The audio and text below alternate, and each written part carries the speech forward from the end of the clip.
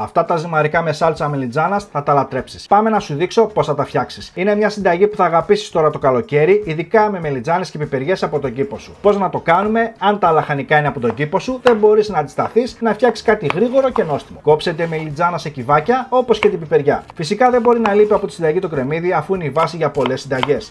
Οπότε, αφού ψιλοκόψεις ένα μέτριο κρεμμύδι, θα πάρεις ένα τηγάνι και θα ρίξεις λίγο ελαιόλαδο, όλα τα λαχανικά και θα τα σοτάρεις μέχρι να μαρωθούν πολύ καλά. Θέλω να μου γράψεις κάτω σχόλια από ποιο μέρος μας βλέπεις. Είναι πάρα πολύ ωραίο να βλέπεις σχόλια από όλη την Ελλάδα, αλλά και από φίλους του εξωτερικού. Εννοείται, δεν θα μπορούσα να μην σου πω να μην δεν βάλεις φρέσκα ντοματίνια, μιας και αυτή την εποχή είναι ό,τι καλύτερο.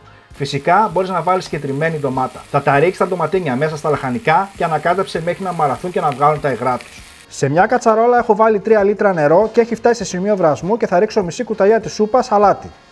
Θα ρίξω 250 γραμμάρια ζυμαρικά ριγκατόνι και βράζω 2 λεπτά λιγότερο από τις οδηγίες συσκευασίας. Όση ώρα περιμένουμε να βράσουμε τα ζυμαρικά, πάμε να απολυτοποιήσουμε τα λαχανικά μας. Οπότε σε ένα πολυκόφτη θα ρίξω τα λαχανικά και σε αυτό το σημείο μπορείς να ρίξεις βασιλικό ή δυόσμο, όπως επίσης και 100 γραμμάρια παρμεζάνα για να σου δώσει έξτρα άρωμα, φρεσκάδα και γεύση. Θα ρίξεις τη σάλτσα πίσω στο τηγάνι, τα ζυμαρικά, λίγο νερό από τα ζυμαρικά που έβρασες. Σε αυτό το σημείο θα ρίξω αλάτι, πιπέρι και συνέχισε να ανακατεύεις και θα δεις ότι η σάλτσα θα αγκαλιάσει πολύ όμορφα τα ζυμαρικά και είμαι σίγουρος ότι εκείνη την ώρα θα ανυπομονείς να γευτείς την πρώτη πυρουνιά.